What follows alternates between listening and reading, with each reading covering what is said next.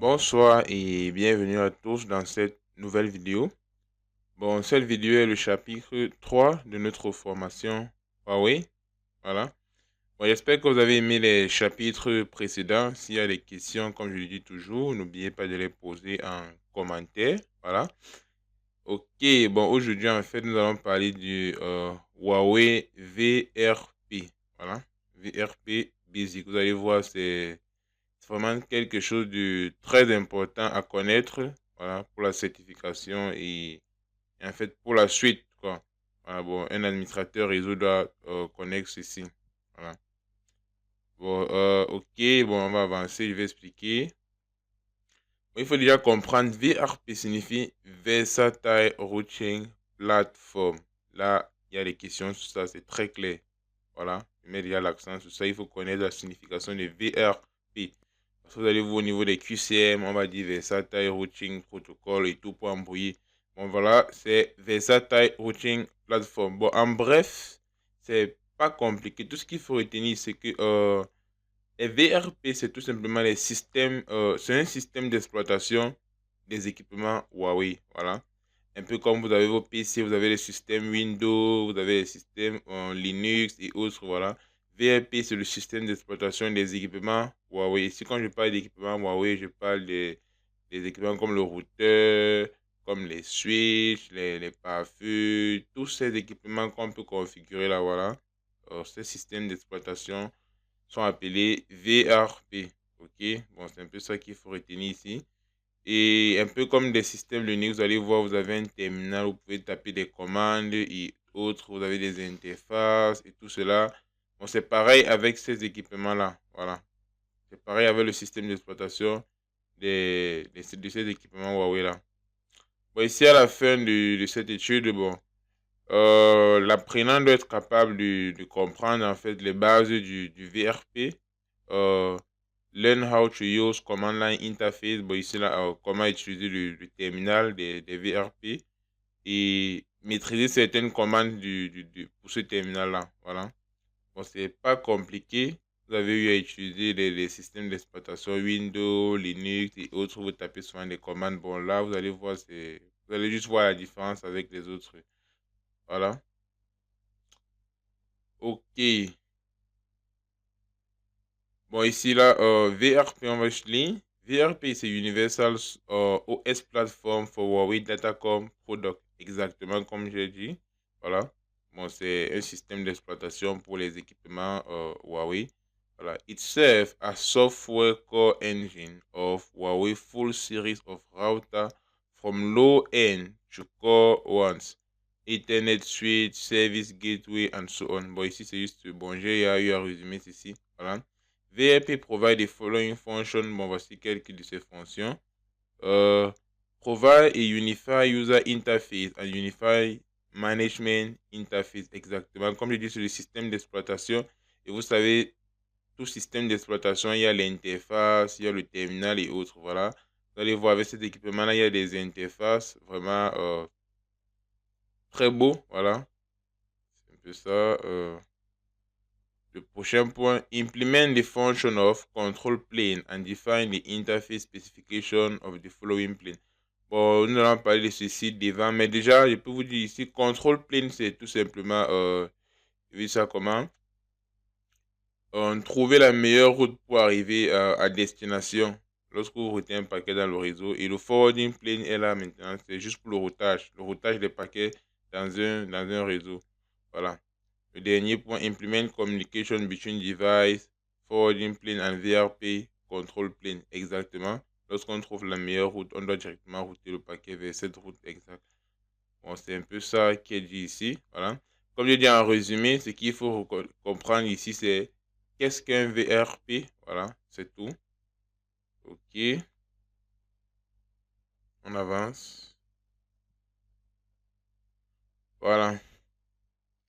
Bon, ici, là, maintenant, c'est le développement des VRP, c'est-à-dire leur évolution, voilà. Comme tout logiciel, un système d'exploitation, bon, on quitte d'une version d'un système d'exploitation à une autre, généralement pour améliorer la sécurité, pour gérer certains problèmes, d'après les remarques des utilisateurs, pour par exemple ajouter certaines fonctionnalités liées par exemple aux nouveaux équipements qui sont sortis. Voilà. Bon, la tendance, c'est on essaie de suivre la tendance. S'il y a un nouveau équipement qui est sorti, c'est pas comme une imprimante que notre système d'exploitation ne prend pas en compte. Là, on est obligé de upgrade. Bon, on est obligé de faire une mise à jour de notre système d'exploitation, évoluer d'une version à une autre pour prendre en compte cela et autres. Bon, voici les raisons pour l'évolution des VRP aussi, c'est pareil. Voilà. Vous allez voir à la base, on a ce qu'on appelait le VRP1. Voilà. Bon, voici ici, là, c'était Centralized Design, Application to Low End and Mid-Range Device, Low Performance.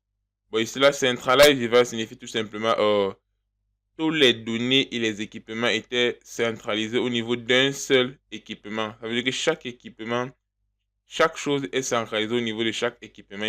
Imaginons que nous avons 100 équipements. Vous voyez, les données de cet équipement sont centralisées sur lui. Si on veut le configurer, c'est directement sur lui et tout et tout. Voilà. C'était un peu vraiment très compliqué de gérer cela. Maintenant, VRP2, après cela, il y a évolution vers le VRP2 Distributed Design. Voilà. Ici, on a eu un design distribué. Si vous remarquez, vous allez voir VRP2 et VRP3, ils ont un design distribué.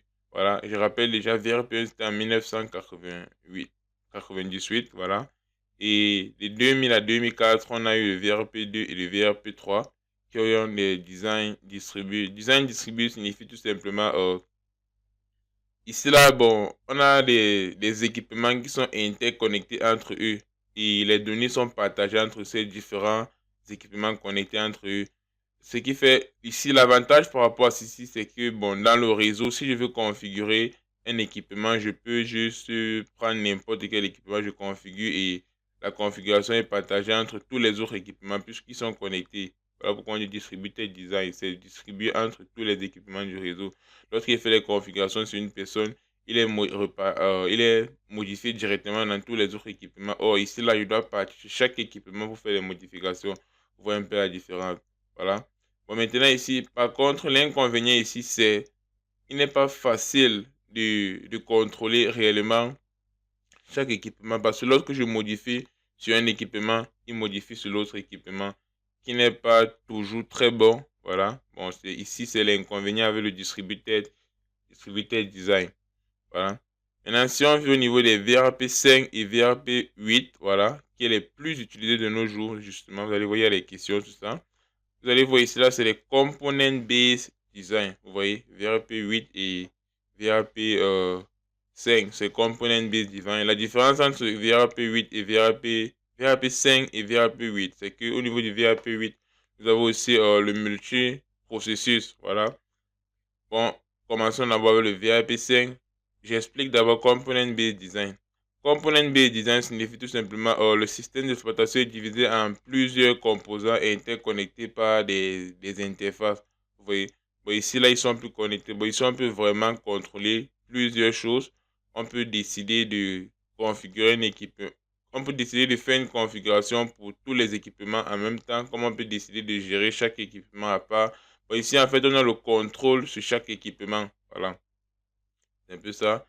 Bon, les VRP5, c'est généralement pour les routeurs, les AS Service Series Router, les routeurs que vous connaissez très bien, les switches et autres que vous connaissez très bien. Voilà, VRP8, généralement, c'est pour les serveurs. Ça comment? Bon, les data centers, voilà. Vous voyez, c'est un peu ça. Généralement, ils sont utilisés pour ça. Et voilà, NE Series Router, CE Series Switch, voilà. Bon, tous ceci sont utilisés au niveau des data centers. Voilà, des grands serveurs et autres. Bon, c'est un peu ça la différence qu'il faut retenir ici, là. Il faut comprendre ce qu'il faut retenir ici. Si je fais un sommaire, nous avons VRP1, VRP2, VRP3, VRP5 et VRP8. Voilà, il n'y a pas VRP4. Voilà. Maintenant, il faut retenir ici là qu'au niveau du VRP1, on avait un centralized design. Or, VRP2 et VRP3, on avait un distributed design. Je l'ai expliqué, distributed design. Voilà. Maintenant, VRP5 et VRP8, on a les component based design. La différence entre VRP5 et VRP8, c'est que VRP8 est multi-processus. Voilà. Par contre, VRP5 ne l'est pas. Et c'est en fait ça qu'il faut retenir là. Maintenant, il faut aussi retenir les types d'équipement. Genre, VAP5 est utilisé avec quel type d'équipement? VAP8 et autres. Voilà, j'ai expliqué. VAP8 est utilisé avec les CE Series Switch et NE Series Router, qui sont des équipements utilisés au niveau des data centers. Voilà. Or, VAP16, je l'ai utilisé pour les switches couramment utilisés dans les entreprises, les petites boîtes, les écoles et tout ça, les routeurs qu'on voit couramment. Voilà. Vous allez voir, il y a une question qui va suivre là. Bon, parmi les questions que j'ai préparées pour la fin, vous allez voir, il y a une question de Huawei qui demande quels sont les VRP les plus utilisés. Voilà. D'abord, vous allez juste répondre en disant VRP5 et VRP8. Voilà. Voilà. Bon, comme tout système d'exploitation, nous avons un système de fichiers qui va nous permettre de gérer nos fichiers, dossiers et autres. Voilà. Bon, c'est pareil ici. Avec les VRP, nous avons aussi un système de fichiers. Voilà, nous allons expliquer en détail. Je vais d'abord lire. The file system manages files and directories in storage media. Ouais, exact. Le système de fichiers est là pour gérer les fichiers et les dossiers stockés sur notre équipement. Allowing user to view, create, rename and delete directory. Voilà, quand on parle de gérer, c'est pour permettre à l'utilisateur de faire tout ceci. Créer, renommer, et tout ça, supprimer les fichiers ou les dossiers et tout. Voilà. Aussi, il lit le prochain point. Mastering the basic operation of the file system is crucial for network engineer to efficiently manage configuration file and VRP system of device. Exactement. La maîtrise du système de fichiers est vraiment très important pour un ingénieur réseau. Voilà. Pour pouvoir gérer les fichiers de configuration et autres. Voilà, il y a plusieurs choses. Voilà. Au niveau du système de fichiers, ici on va parler, bon, il y a plusieurs types, voilà, qui est très important, il faut retenir cela. On va parler du système software, on va parler du configuration file, on va parler du patch file et on va parler du PAF file, PAF. Voilà. Bon, je vais commencer avec le système software, bon, système logiciel. Vraiment, ici, c'est très simple. Il nous fournit juste une interface qui va nous permettre, de l'ordinateur de communiquer avec l'équipement. Voilà. Bon, c'est ça le système software. Et généralement, il a pour extension .cc. Bon, c'est très important. Configuration file, voilà. Lui, il est là pour gérer les fichiers de configuration des équipements. C'est-à-dire, lorsque vous allez configurer un équipement, écrire les commandes, faire tous ces trucs-là, ils sont stockés dans un fichier de configuration. Voilà.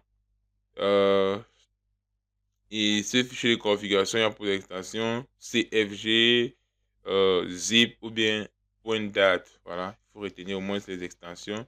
CFG, un peu comme pour configuration file. Voilà. CFG, zip, voilà, ou bien .dat. Voilà. Maintenant, on passe au patch file. Patch file, en fait, c'est un ensemble, je vais dire ça comment?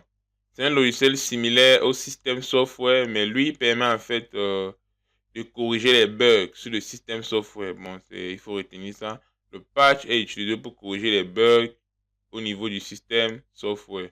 Très important, il faut retenir ça pour le patch file. Voilà. Maintenant, nous avons le... Ah bon, il y a aussi l'extension qu'il faut retenir, .pat. Bon, c'est vraiment très... Pour retenir ceci, il faut juste vous rappeler du nom. Patch file. PAT. Les premiers trois lettres ici, là, c'est en fait son extension. Voilà. Pour que vous ne confondez pas avec le .dat du configuration file. Voilà. Maintenant, nous avons le path file. Le path file, lui, il est là pour gérer les périphériques. Les périphériques que nous connectons souvent à nos équipements. Il est aussi là pour gérer les ressources de notre ordinateur, comment ils sont utilisés et autres. Voilà. Bon, ici, là, l'extension est le .bin. Voilà. Bon, c'est un peu ça le path file. Un peu comme avec vos PC. Vous allez voir lorsque vous branchez par exemple vos clés USB, les pilotes et autres. Voilà. C'est un peu ça. Lui est là pour gérer les périphériques comme ça. Voilà. C'est nos équipements et tout. Bon, c'est en gros ce qu'il faut retenir ici. Voilà. Système software, comme je dis, il nous fournit l'interface auquel l'utilisateur peut communiquer avec l'équipement.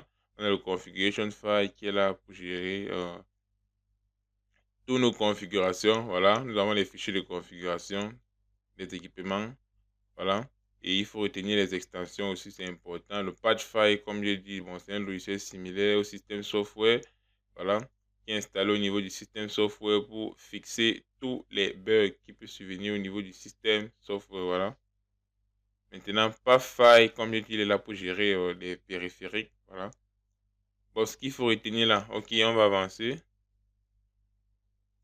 Ok, bon, ici là, sûrement vous attendez à ça. On peut pas parler du système d'exploitation sans parler des stockages et autres. Voilà. Bon, déjà avec votre PC, vous savez, au niveau système de stockage, nous avons la RAM, nous avons la mémoire qui est le disque dur et tout. Voilà. Ici, c'est pareil. Voilà. On va commencer avec Flash. Voilà. Flash, encore appelé Flash Memory. Flash Memory, déjà pour retenir ceci très facilement, il faut savoir Flash Memory, c'est en fait comme la mémoire de votre PC. Voilà. Comme votre PC, vous avez les disques durs, HDD, SSD. Voilà. Il faut comprendre qu'au niveau des équipements Huawei, Flash Memory, en fait, c'est cette mémoire-là. Cette mémoire qui est non volatile, qui est là pour stocker vos données, fichiers, tout ça, dossier, voilà, exactement, c'est ça ici, voilà. Nous avons le SDRAM, voilà, le SDRAM est exactement similaire à la RAM de votre ordinateur. Bon, la RAM des équipements Huawei, c'est ça qui est appelé le SDRAM, désolé. Et c'est très important de connaître la signification SDRAM. Ce SD signifie Synchronous Dynamic RAM, voilà. C'est écrit là, c'est vraiment très important. Bon, vous vous rappelez, vous savez bien le rôle de la mémoire RAM. Il est là pour stocker tous les processus en cours d'exécution. Voilà, voilà pourquoi on dit s'il est euh, volatile. Pourquoi? Parce que lorsque vous éteignez votre ordinateur ou bien lorsque vous allez éteindre votre équipement, tout ce qui contenait est perdu. Voilà, son contenu est perdu lorsque vous allez redémarrer le PC avant qu'il va reprendre fonction. Voilà, parce que lui stocke en fait tout ce qui est en cours d'exécution. Lorsque vous éteignez votre PC, tous les processus sont arrêtés. Voilà. Euh, NVRAM, voilà, NVRAM ici c'est non volatile RAM. Bon, lui il est là pour stocker en fait les logs, voilà. C'est-à-dire que lorsque vous avez des bugs qui sont, ils sont au niveau des logs, les logs, voilà, on appelle ça les logs buffer file. Bon, lui, il est là pour stocker cela. Ok. Bon, nous avons maintenant le SD card et le USB. Voilà, c'est un peu comme, bon, vos petits périphériques externes, là, comme vos clés USB, la carte mémoire que vous branchez. Lorsque peut-être vous êtes à court de mémoire et autres, bon, voici, c'est le rôle de ces deux équipements-ci. Bon, en bref, ce qu'il faut retenir là, flash memory est similaire à votre mémoire, la mémoire de votre ordinateur, qui est votre disque dur. SDRAM est similaire à la RAM de votre ordinateur. NVRAM, lui, il est là pour stocker bon, les logs, c'est-à-dire les bugs qui ont dû souvenir. Voilà. Il est là pour stocker cela. Ici, là, bon, c'est les périphériques externes. Voilà. Que vous pouvez brancher sur votre équipement et tout. Pour avoir plus de mémoire et autres. Ou bien pour pouvoir récupérer quelque chose et tout. Voilà. Device Initialization Process. Voilà, ici on va juste voir le processus d'initialisation ou bien de démarrage d'un équipement. Voilà. Bon, après d'avoir allumé un équipement, on dit power on, c'est allumé. Voilà. Il run. Bon, il va exécuter le boot ROM software. Voilà. Bon, le boot ROM software va nous permettre de faire quoi? Voilà. Il va permettre d'initialiser le matériel, afficher ses paramètres. Il va permettre d'exécuter le système de fichiers en lisant les fichiers de configuration qui sont stockés dans les stockages par défaut. Voilà. Parce il vous rappelle que lorsque vous configurez un équipement et que ces configurations sont stockées direct dans un système de fichiers, généralement, vous pouvez juste sauvegarder en faisant save tout court. Vous voyez, lorsque vous faites save, ces fichiers, ces configurations-là sont stockées dans un fichier, voilà, par défaut. C'est-à-dire qu'il y a un fichier par défaut où les configurations sont stockées d'habitude. Mais il est possible, lorsque vous finissez de configurer un équipement, vous changez le fichier. C'est-à-dire vous précisez le fichier où vous voulez stocker vos configurations. Voilà. Au démarrage d'un équipement, il va lire ce fichier de configuration pour pouvoir garder toutes ces configurations au niveau de l'équipement. Voilà, bon, c'est un peu ça le rôle du boot ROM. Vous voyez un peu tout l'ensemble de tout ce qu'il il fait lors du démarrage. Voilà. Et comme j'ai dit, il initialise les équipements. voilà. Il exécute le système software, voilà, et lit les fichiers de configuration, voilà, pour pouvoir initialiser l'équipement. Voilà, en gros, c'est ça. On va avancer. Ok, device management, voilà. Ici, on va parler juste de la gestion des équipements. Bon, ici, là, il faut juste retenir que, bon, pour gérer un équipement, il y a deux façons, voilà. Soit on utilise l'invité de commande, soit on utilise une interface, voilà. Voilà. Vous pouvez utiliser que pas d'interface, là, je parle d'interface graphique, c'est-à-dire avec les icônes et tout, très beau là, vous partez, vous cliquez juste, vous faites ici et tout. Ou bien l'invité de commande, où vous écrivez tout simplement vos commandes, voilà. Vous allez voir en fait la différence entre l'interface, voilà, et le command line interface, l'invité de commande. Donc, on va essayer de lire. They are two commonly used device management mode. Command line interface and web system, exact, ce que j'expliquais. To use a device management mode, you must first log into a device through a login mode support by this device management mode, exactement. Pour pouvoir configurer un équipement, il faut se connecter à cet équipement-là. Voilà. Ok, bon, lorsque vous allez aller en entreprise, vous allez payer des équipements, par exemple, pour faire certaines configurations. Vous allez voir que vous devez d'abord vous connecter. De base, il y a des identifiants par défaut, comme le nom et le mot de passe, mais après, vous pouvez changer tout cela. Voilà. Lorsque vous prenez exemple, par exemple, avec vos petits, les routeurs du Camtel, ou bien MTN, ou bien vos modems, quoi, voilà. Si vous accédez à l'interface de configuration, vous allez voir, il faut vous connecter d'abord avant de manipuler quoi que ce soit. Ici, on a le web system et le command line interface. Voilà. C'est là qu'on parle de web system. Ça signifie tout simplement pour accéder à cette interface graphique, c'est à travers un navigateur, voilà, qui utilise le protocole HTTP. Voilà, bon, on va essayer de lire. Vous allez juste voir la différence. C'est très simple. The web system provide a graphical user interface for easy device. Exactement. Comme je dis ici, là, le graphical user interface, l'interface, voilà, graphique, voilà. Management, management and maintenance. Attention. The web system provide a graphical user interface for easy device. Oui, la phrase continue, voilà. C'est juste sur mon écran, bon. Une petite saleté là, ce qui a fait, j'ai vu comme c'était un pont. Voilà. Je cru que la phrase s'arrêtait. Oh, ça ne s'arrête pas, c'est mon écran. Une petite saleté. Voilà. The web system provide a graphical user interface for easy device management and maintenance. Voilà. Ok, bon, comme je dis ici, là, il nous donne une interface graphique pour facilement gérer nos équipements et aussi la maintenance, voilà. Mais maintenant, voici le point clé. This method, however, can be used to manage and maintain only some, not all device functions. Vous voyez? C'est-à-dire qu'à travers l'interface, vous ne pouvez pas réellement tout faire sur votre équipement. Vous voyez? Il y a une limite de certaines choses que si vous voulez faire, il faut absolument migrer vers l'invité de commande. Voilà, c'est un peu ça. Bon, vous pouvez gérer, mais il y a certaines tâches ou bien certaines actions que vous ne pouvez pas faire au niveau du web system. Or, avec le command line interface, voilà, vous voyez, require users to use command provided by a device to manage and maintain the device. Voilà. Je vous rappelle que tout au long de cette formation, lorsque nous sommes en train de faire les configurations, nous allons utiliser le terminal. Bon, c'est cette méthode qu'on a utilisée, comment la interface. C'est vraiment très important. Lorsque vous maîtrisez ceci, vraiment, là, il n'y a plus rien à faire. Même si on vous met devant un équipement à fait avec l'interface, ça sera vraiment très facile. Voilà.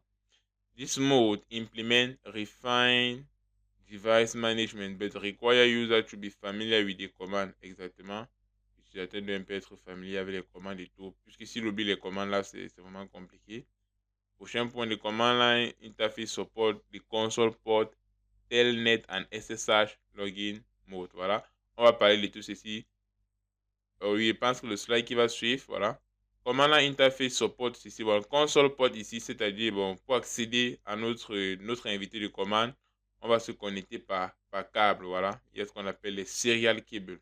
Je pense que nous avons discuté de ça au niveau du slide précédent, voilà. On était en train de parler des types de câbles, on avait parlé des PET, OSAD, fibre optique, puis on a parlé des serial cables, voilà. Vous allez voir, c'est ici vraiment quand on utilise cela. On va revoir ça. Telnet, c'est pour les connexions à distance, voilà. Telnet SSH, c'est pareil, jusque SSH, c'est une connexion à distance sécurisée. Voilà, bon, nous allons voir tout cela en avance. VRP User Interface, voilà. Ici, nous avons deux interfaces en fonction du mode de connexion. Si on s'est connecté par console mode ou bien par connexion à distance, quoi. Voilà. On va essayer de lire, vous allez voir. When a user log in into a device through command line interface support mode, through a command line interface supported mode, the system allocate a user interface to manage and monitor the current session between the user terminal and device. Voilà, l'invité de commande, c'est encore ça qui est appelé le terminal. Voilà. Bon, ici, là, comme on dit, voilà, en fonction de comment vous êtes connecté, bon, vous avez votre terminal. Bon, on va voir en bas. Such a user interface can be a console user interface or virtual type interface. Très important, comme je dis. Je vais prendre ici, je vais souligner. Voilà, on a le console user interface et on a le virtual type terminal. Voilà, c'est vrai que c'est virtual. Vous pouvez croire que c'est normal, ça devait être VTT, virtual type terminal. Virtual type terminal. Bon, il faut juste retenir quoi. Voilà. Bon, ici là au niveau du console user interface, et console user interface is used to manage and monitor users who log into a device through console port. Voilà. Vous allez voir, il y a une image là, vous allez voir par exemple un routeur, vous allez voir le console port et vous allez voir comment connecter et tout. Voilà. Prochain point, c'est the serial port of a user terminal can be directly connected to the console port of the device for local access. Exactement ce que je suis en train d'expliquer. Vous avez votre équipement, par exemple votre routeur, vous avez votre ordinateur, vous allez voir tous ces ports sont là, vous allez utiliser le câble, bon, le serial cable pour faire cette connexion là et vous allez obtenir votre terminal. Et comme j'ai dit, généralement, cette méthode pour se connecter et faire les configurations, c'est lorsqu'on fait les configurations initiales, c'est-à-dire les configurations de base, les premières configurations de votre équipement, c'est par cette méthode qu'on le fait. Vous voyez? Voilà pourquoi généralement lorsqu'on paye, on achète un équipement, vous voyez, il y a déjà certaines configurations de base. Et ces configurations de base, les fabricants, ils utilisent les serial cables pour les faire. Voilà pourquoi nous, généralement, lorsqu'on achète, on utilise plus cette méthode pour pouvoir, par exemple, modifier cela. Vous voyez, généralement, nous, on se connecte peut-être via, on fait peut-être des connexions à distance via SSH ou Telnet ou bien autre méthode, quoi. Voilà. Généralement, vous allez voir les serial cables, c'est vraiment très rare. Ce sont des trucs vraiment anciens. Vous voyez, on ne retrouve plus cela. Voilà. VTY, Virtual Type Terminal. Voilà. User interface is used to manage and monitor user who log in to device by means of VTY. Oui, ici c'est plus console. Voilà, c'est plus console port. After a telnet or S-telnet, S signifie tout simplement secure telnet connection. Voilà. Et secure telnet connection, c'est en fait SSH. Is established between a user terminal and a device. A virtual channel is established to implement remote access to the device. Voilà. Comme je disais, remote access signifie connexion à distance. Voilà. Bon, c'est un peu ça. Il faut retenir. C'est là qu'on a le console interface et le virtual user interface. Voilà. Et pour accéder à ces différents types d'interface, c'est en fonction de comment vous êtes connecté. Si vous avez utilisé le virtual ou bien le console. Si vous avez utilisé les protocoles tels que Telnet, SSH pour faire la connexion à distance, ou bien si vous êtes connecté par câble, voilà, c'est qui est bon, c'est un peu comme ça. Voilà, on va avancer. VRP User Level, voilà. Bon, le VRP User Level ici, bon, c'est pour implémenter bon, certaines mesures de sécurité, dans le sens où, bon, tous les utilisateurs ne doivent pas avoir les mêmes priorités. Bon, c'est un peu ça. Les utilisateurs ne doivent pas faire la même chose. C'est un peu comme dans la police, vous allez voir, il y a les grades. Lorsque tu es à ce niveau, tu es limité juste à faire ceci. Ton supérieur, lui, peut faire déjà ce que tu peux faire et en plus de ça, il peut faire d'autres choses. Et dans cette hiérarchie-là, c'est un peu comme ça. Exactement, ici, vous allez voir, nous avons les user level de 0 à 15. Voilà, il faut retenir cela. User level 0, vous allez voir user level, command level. Bon, command level, c'est-à-dire qu'est-ce qu'il est capable de faire. Voilà. User level 0, son command level c'est 0, bien évidemment. Voilà. Maintenant, user level 1, vous allez voir son command level c'est 0 et 1 pour dire que non seulement il peut faire ce que le user level 0 peut faire, mais en plus de ça, il a d'autres tâches qu'il peut faire. Voilà. User level, désolé, 2, vous allez voir son command level c'est 0, 1, 2. Pour dire il peut faire ce que le user level 0 peut faire, il peut faire ce que le user level 1 peut faire, et en plus de ça, il peut faire sa propre tâche. Voilà. De 3 à 15 exactement. Bon, il y a une remarque ici. De 3 à 15 signifie tout simplement qu'ils ont les mêmes priorités. Voilà. Le 3 a la même priorité que le 4, que le 5 jusqu'au 15e. Voilà. Exactement. La seule différence est que ici, il y a une tâche qu'ils ne sont pas autorisés à faire. Par exemple, un utilisateur de user level 3 ou 4 jusqu'à 15 ne peut pas créer un autre utilisateur du même niveau que vous voyez. C'est-à-dire qu'un utilisateur niveau 3 ne peut pas créer un utilisateur niveau 4. Voilà. C'est un peu ça. Bon, au niveau du user level, du command level, vous allez voir, effectivement, il peut faire ce que le user level 0 peut faire, le user 1 et 2 peut faire. Voilà. Bon, c'est dans cette hiérarchie-là. Bon, maintenant, il y a une partie très importante. Ces noms-ci là, au niveau de chaque utilisateur, c'est vraiment très important. On a le visit level, le monitoring level, le configuration level et le management level. Voilà, bon, je vais expliquer en bref, c'est très simple. Il y a, bon, lorsqu'on va étudier les questions à la fin du chapitre, vous allez voir, il y a les questions sur ça. Voilà, bon, sur la certification, bon, il faut faire très attention.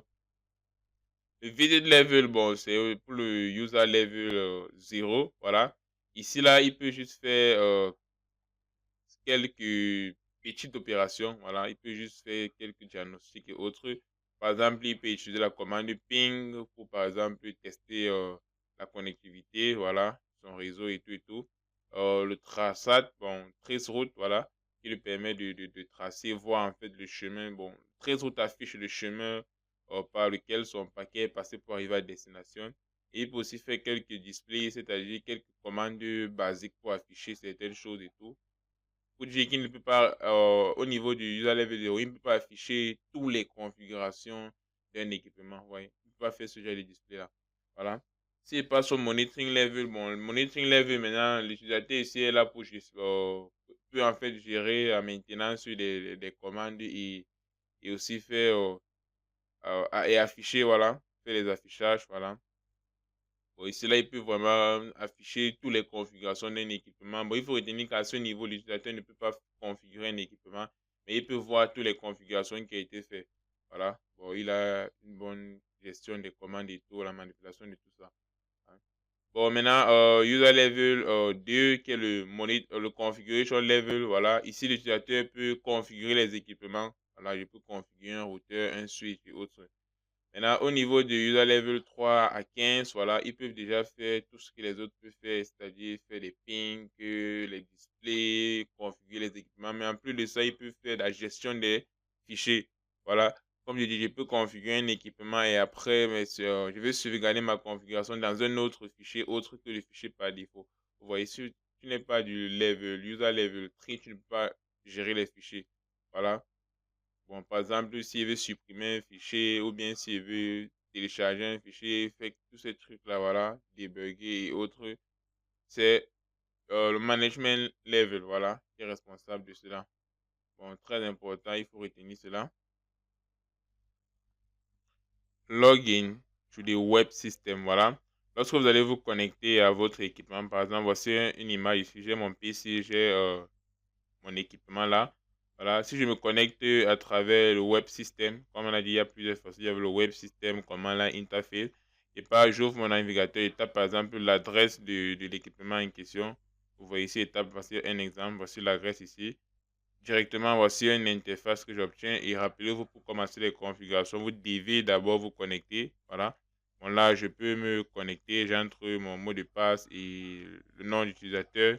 Je me connecte. Lorsque je suis connecté, je peux maintenant configurer mon équipement et je peux changer ces identifiants. C'est là, puisque à la base, il y a les identifiants par défaut.